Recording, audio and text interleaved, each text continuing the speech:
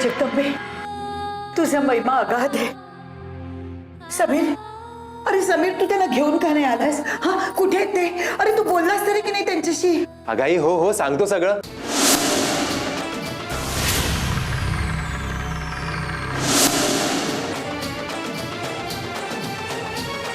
चला चला या बघू या.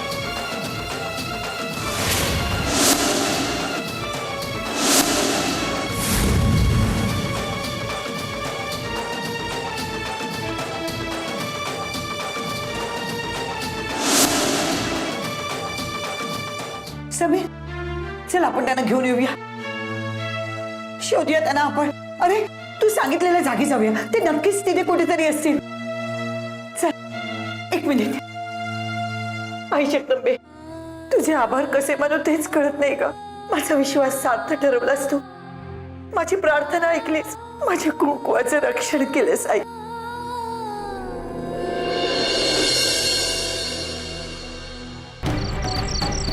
कुठे असतील ग हे? आई तू माझ्यावर विश्वास ठेव ग. मी बाबांना स्वतःच्या डोळ्यांनी बघितलंय. यांना विचारू का? यांना माहिती आहे. याला विचार. दादा तुम्ही यांना बघितलं कुठे? दादा ओ दादा दादा यांना बघितलं तुम्ही कुठे? हा, ओळख तुम्ही यांना? अहो 5 मिनिटापूर्वी मला बाजूच्या गल्लीत दिसले. हा, कुठली गल्ली? तिकडे. आभारी दादा. चल समीर चल. आई, हा शेखर. शेखर माझी आई. नमस्कार. सुखी राहा.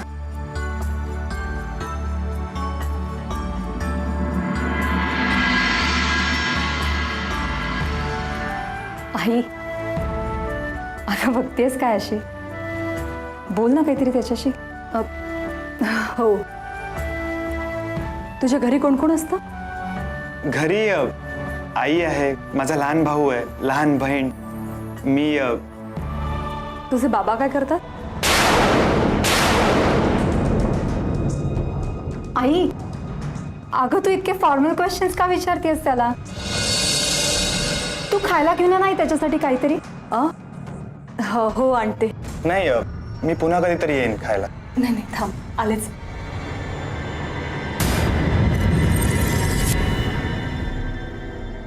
शेखर, तू इतका का डिस्टर्ब आहेस ते माहिती आहे मला. हे बघ, माझ्या पर्सनल अकाउंटमध्ये थोडेसे पैसे ते ठेव तुझ्याकडे. ओके? नाही निशा, तुझ्याकडनं पैसे घेणं मला योग्य वाटत नाही. तू किती नाटकं करतोस रे शेखर. हे बघ, तुला एवढंच वाटत असेल तर तू परत कर ना. हाय शेखर.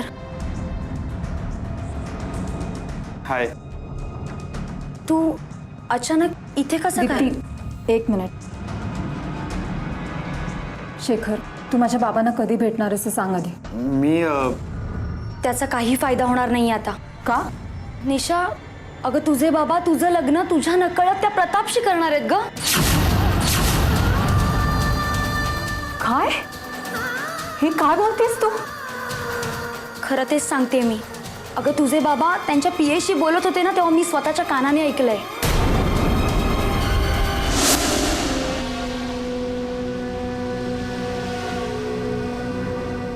साहेब, शेखरचा बंदोबस्त करू का?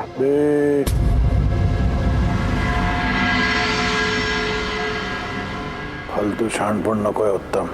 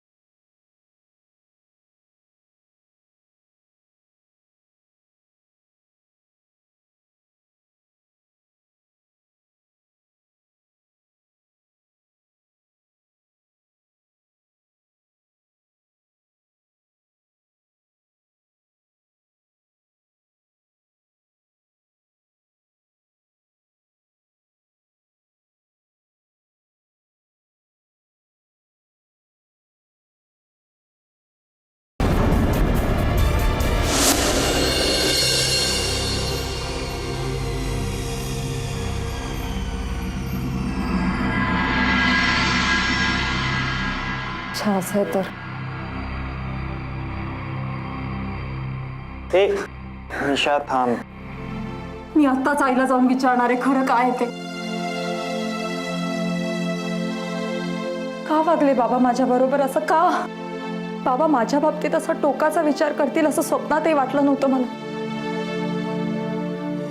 शेखरला नकारच द्यायचा होता तर स्पष्टपणे तोंडावर सांगायचं होतं त्यांनी माझ्या.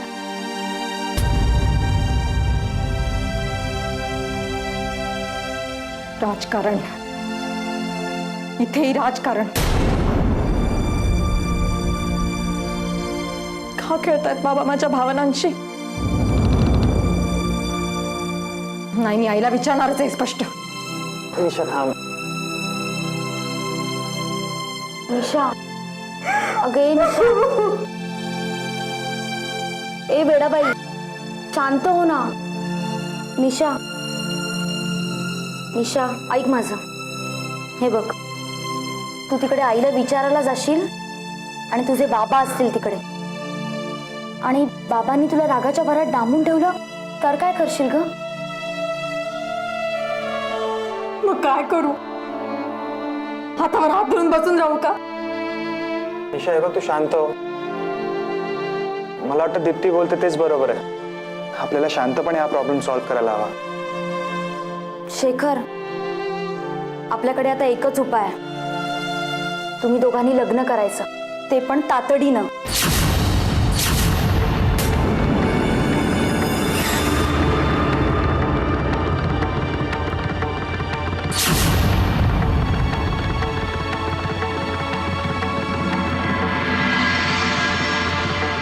हो निशा, तुझे बाबा कधी इकडे येऊ शकतात आणि काही करू शकतात. त्याआधी आपण काहीतरी हालचाल करायला हवी.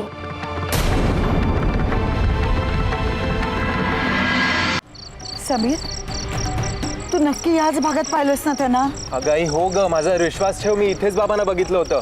चल मी तुला दाखवतो. चल आई, हे बघ, हीच ती जागा. इथपर्यंत मी बाबांचा पाठलाग केला होता. नंतर ते कुठे गायब झाले मला काही कळलंच नाही. आता कसं रे शोधायचं त्यांना? आई तू काळजी करू नकोस ग. माझी खात्री आहे आपले बाबा सुखरूप आहेत. माझे डोळे एवढा मोठा दगा तर नक्कीच नाही खाणार आहे. आई फक्त कुतूहल एकाच गोष्टीचं वाटतं, बाबांना घेऊन जाणारा तो मुलगा नक्की कोण होता? एकंदरीत त्याच्या वागण्यावरनं असं वाटत होतं की तो बाबांना मदतच करतोय. पण हल्ली कोणाच्या काय मनातील काय माहिती. जिकडे आपलेच एकमेकांना दगा देतात तिकडे अनोळखी लोकांचा काय भरोसा. त्या माणसाने त्यांना काही करायला नको रे. आई, लहानपणापासून तूच मला शिकवत आली आहेस ना की कुठल्याही गोष्टीचा निष्कर्ष लगेच लावू नये म्हणून. आणि आता तू सुद्धा तेच करतेस ग. तुझं बरोबर आहे रे, पण असल्या वेळी ना नेमके मनात नको नको ते विचार यायला लागतात. आई तू अजिबात काळजी करू नकोस. अगं आपल्या प्रयत्नानं नक्की यश येईल.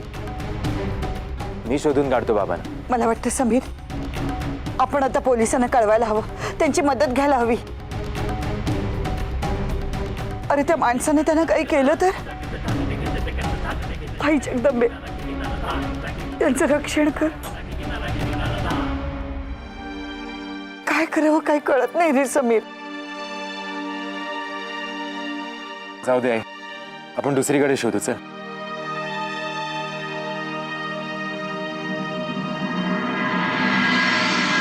बाबा, बाबा खाऊन घ्या थोडस. हा बाबा, खाऊन घ्या थोडस. कधीपासून खाल्लं नाहीये. बोला ना काहीतरी. आणि काय हो, मगाशी तुमचा पाठलाग करत होता तो कोण होता आणि का करत होता तो पाठलाग? हा अहो बाबा, बोला ना. देवा, कधी बोलणार हे? आल्यापासून एकही शब्द बोलला नाही आहात. इम्पॉसिबल. कसं शक्य आहे ते? समीर, तू तर त्यांची बॉडी ताब्यात घेतली होतीस ना? साहेब, कालपर्यंत मीही हेच समजत होतो, बाबा जिवंत नाही आहेत म्हणून. पण काल मी त्यांना बघितलं आणि तुमच्यासारखा मीही जवळजवळ उडालच होतो. कसं शक्य आहे? का शक्य नाही इन्स्पेक्टर साहेब? त्या डेड बॉडीचा चेहरा ओळखण्यापलीकडे बिघडला होता. शक्य आहे की ती बॉडी कुठल्या दुसऱ्याच व्यक्तीची असेल. नाही, विश्वास ठेवणं कठीण आहे, पण तू इतक्या ठामपणे सांगतोस तर कदाचित खरंही असेल. माझी तर खात्रीच आहे की ते समीरचे वडीलच आहेत. मी केव्हापासून तुम्हाला सांगते की समीरचे बाबा जिवंत आहेत म्हणून. माझा अजूनही विश्वास बसत नाहीये, पण तुम्ही जे सांगता त्यात तथ्य असेल तर तपास कसा करावा तेच कळत नाही. साहेब, मला तरी वाटतं बाबांबरोबर जी दुसरी व्यक्ती होती ना, त्याचा तपास करणं गरजेचं आहे. त्याच्याकडनं तुम्हाला नक्की काही ना काहीतरी बाबांबद्दल कळेल. पण साहेब, भीती एकाच गोष्टीची वाटते, त्या माणसाकडनं बाबाला काही इजा होणार नाही ना? मॅडम, मी तुम्हाला आश्वासन देतो, जर ती व्यक्ती खरोखरच समीरचे वडील असतील तर आम्ही त्यांना शोधून काढू.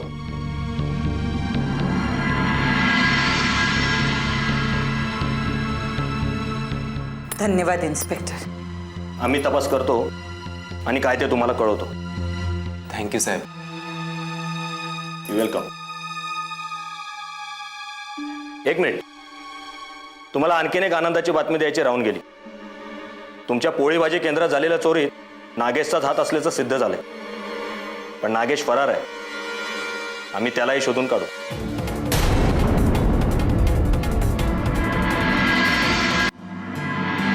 शेखर, हे घे 20,000 रुपये. अगं अरे घे रे.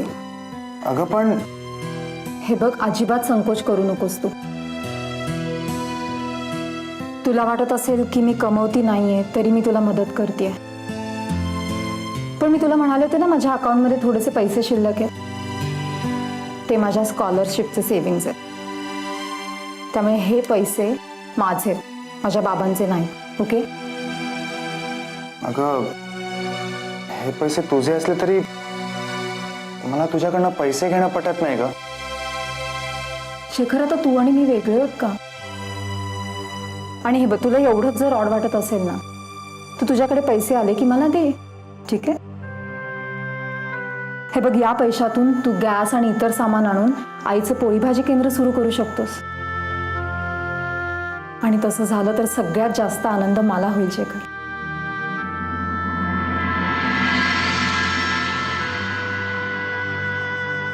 Thank you Nisha. Hello, please formal बनू नकोस आता. हे बघ, मी माझ्या घरच्यांचीच मदत करते, कोणा परक्यांची नाही. थँक्स.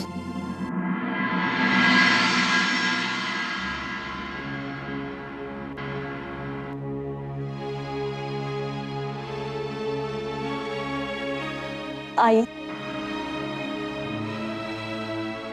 देव सुखाची एक झलक दाखवतो आणि ते आपल्याकडून हिसकावून का घेतो ग? की सुख म्हणजे एक मृगजळ आहे.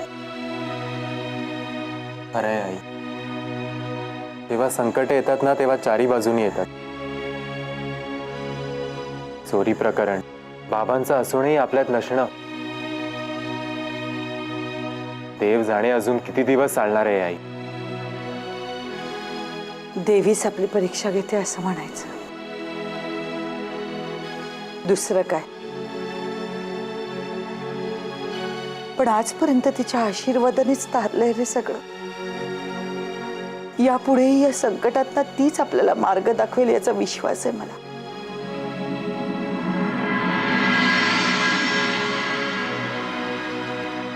अरे समीर, मी विसरूनच गेले, शेखरला बाबांविषयी सांगितलंच नाही. तू कळव रे बाबा त्याला, नंतर कळलं तर पुन्हा रागवून बसायचा. अगं हो आई, कळवीन, पण तो आहे तरी कुठे? पैशाची सोय करायला गेलाय. या चोरी प्रकरणानंतर पैशासाठी त्याची सुद्धा पळापळ होते रे. अगदी बिचारा, एवढे पैसे कुठनं आणि कसे उभे करायचे हा प्रश्न त्याला सुद्धा भेडसावतोय रे.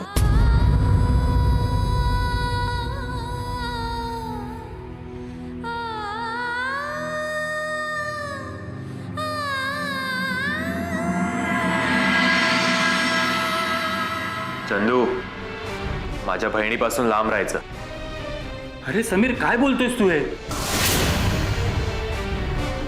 काय बोलतोय ना, तुला चांगलंच ठाऊक आहे. माझ्या बहिणीच्या कोणत्याही प्रकरणात तू मध्ये पडायची गरज नाहीये. आणि जर तू पडलास ना तर ते तुला महागात पडेल, लक्षात ठेव. हे बघ, तुझा काहीतरी गैरसमज होतोय. संपदा तुझी बहीण आहे म्हणून मी तुला खरं काय ते सांगितलं. मी बऱ्याचदा संपदाला आणि त्या मंदारला एकत्र पाहिलंय, तेच तुला सांगितलं. बाकी माझा आणि मुलींचा संबंध नाही रे बाबा. हा फक्त तुझ्या बहिणीला जरा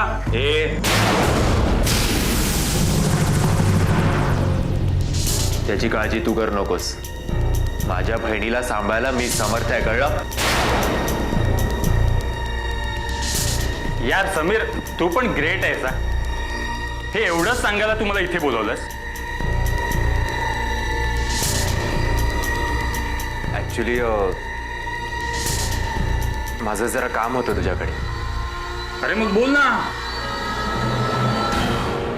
मला पैशांची गरज आहे रे. देतो ना, बोल किती हवेत.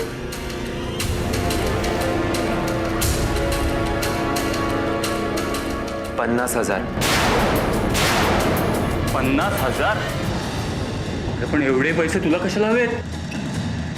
ते माझं जरा पर्सनल काम आहे, ते मी तुला नाही सांगू शकत. तू मला फक्त एवढंच सांग की तू पैशांची सोय करू शकतोस की नाही.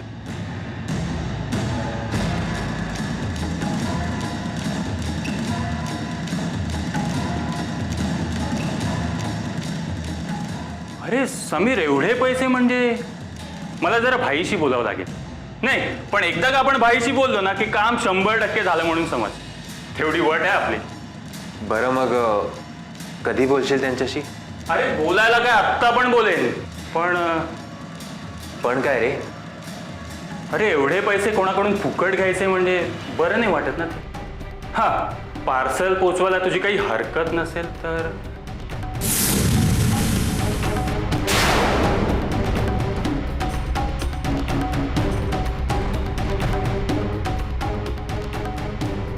बरं ठीक आहे, पोचवेन मी. पण हे शेवटचा. याच्यानंतर तुझे आणि माझे काही एक संबंध नाहीत आणि या कामानंतर आपण एकमेकांना ओळखतही नाही. ठीक आहे, जशी तुझी मर्जी.